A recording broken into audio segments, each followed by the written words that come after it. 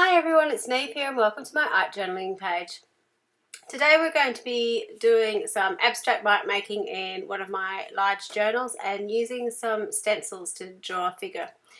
So I'm starting off on a page which I've really liked. It's been in my journal for ages, but I've never known what to do with it. And I didn't want to cover it over with anything because I've liked the colours in the background. So I decided that I would be brave and put out a range of different colours, and I thought I'd paint some marks onto the background. Now, particularly if you've followed this channel before, I'm sure you have seen that I do a lot of mark making in my work. I tend to, when I'm doing it, work with Posca paint pens because I've got a little bit more control over that. So I challenged myself in this one to actually try and make some marks using a paintbrush and paint. And it was a good challenge to give myself. I enjoyed it, and it actually made me use a few of my paintbrushes which I've never used. I tend to sort of go for one or two paintbrushes. I don't tend to swap sizes very often, so by doing this and choosing different paintbrushes, it gave me different sizes and different brush types that I could use to get different marks.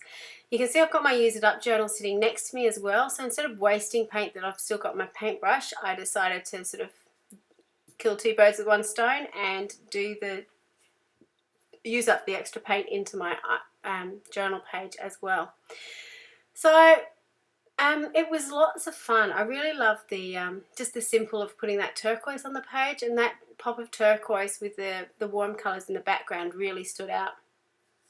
The paints that I'm using are from Paper Artsy. I recently did a class with Tracy Scott, and I've been putting off buying their paints because I hadn't had a play with them, and then I had a play with them, and now I've got quite a lot of paints in my my stash.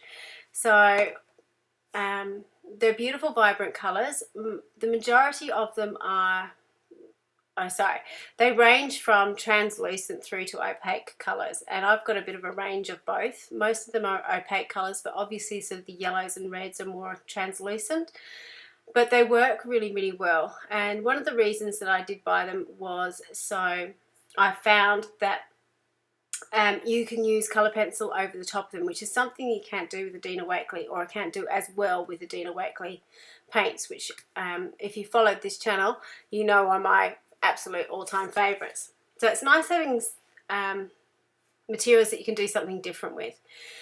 So once I've done some painty art marks, I've now gone in with a stencil and I'm just adding some more. So I'm just mixing up some colours. I mixed the white into the yellow to make it a little bit more opaque. And again, you can see I've got paint left on my sponge, so I'm going in and using it on my journal and just being a bit random with what I'm doing, and obviously not cleaning my stencils afterwards because I never clean my stencils, let's face it. So these are all sort of stencils I've had sitting near my desk for a while. Some of my favourites that I just, pull out every so often. I like them because they're not whole pictures and you can just use parts of them. You don't need to use a whole stencil. So you can see me really trying to use up as much paint as possible onto those pages. So there's no waste, which, why not? You pay for the paint, you can't put it back in the pot, so you might as well make something nice of it. And you can see there that I've got two pages for the price of one. They're both fairly similar, and I can do something interesting with them both. Now, the page you can see I'm working on is in my large Dina Wakley journal, which is why it's kind of off screen. It is quite a huge journal. I think it's 14 inches high. So there's a lot of real estate there to play with, which I've really struggled with. While I love doing double pages, I struggle with it being so tall. I don't know whether that's because I'm short and my arm has to extend too long to use it, or the space I'm working in, but I'm forcing myself to use it. And the good thing about it is it's the same as a medium-sized journal, so it's got the same paper, so I'm comfortable with it. It's just the size that's putting me out of my comfort zone somewhat. You can see on the other side too, I've got an abstract painting, and I have cut a hole in the burlap. So I wanted to have something on this page that I could see through the burlap, and you know, so it kind of worked with it. So that's why I chose the colours I did in the palettes, because it picks up the colours that were used on the other side. So this is a stencil from Scrap FX called Vogue Girl, I think, and I just lightly stenciled it out, and now I'm going in with paint from Paper Artsy called Vintage Lace, I think, or Tattered Lace, and I'm just painting it in. So the reason for this is I knew I wanted to use colour pencil over the top of this, and I needed to block out some of that busy background so I could actually do that. And this paint has a really good tooth to it, so I can colour over it. I'm going in with some of the black gesso from Dina Wakley, which is a really, really matte gesso, and just gives a really beautiful colour coverage over it. So you can see those beautiful lines, again kind of emulating the lines on the other page, which I really liked. So it's quite a sharp image with this really funky background. Now some of it bled through, so I'm just using a white marker to go in and fix up some highlights that didn't quite come out the way I wanted them to, and balance it up. You can see I also sort of extended the body down to the page because I wanted to ground my image. She wouldn't have looked right if I just had her floating. And because I had the black image, I wanted to put a little bit of black into the background. So this is a mark making stamp set from Tim Holtz from 2 years ago, I think. And I'm just adding in some black, stamping, being a bit rough and ready with it, and getting that grungy, spotty look. Again, kind of trying to emulate the page next to or through the burlap. And because I had leftover gesso, I put it into my Use It Up journal. So again, that's another page I can use on another day. So these are the Primacolor pencils, and I'm just going in and colouring in my image. Now I've been doing this an awful lot recently. So I've got a kind of go-to palette of colours that I've been using that I know work for me. They're different for each person. I like using purples for my highlights. I don't know why, I'm just drawn to it. And even when I used to paint in highlights, I used to use purples, so it's obviously something hot-wired in me.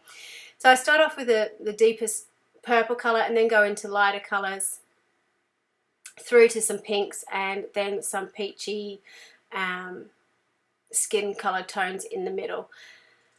And anywhere that's sort of shadowed is obviously the darkest colour, and then obviously the highlights are in the lightest tone.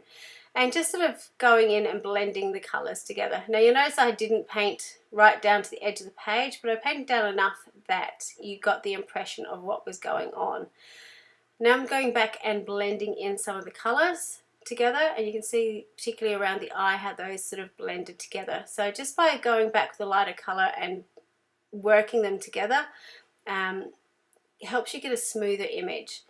The thing I'm really loving about these paints to do this with is when I've tried using colour pencil in the past over paints, it's sort of chipped them away or it's rubbed away, and I've been left with patches to the background that I've had to fix up and put some other stuff over it, and it's looked really, really dodgy.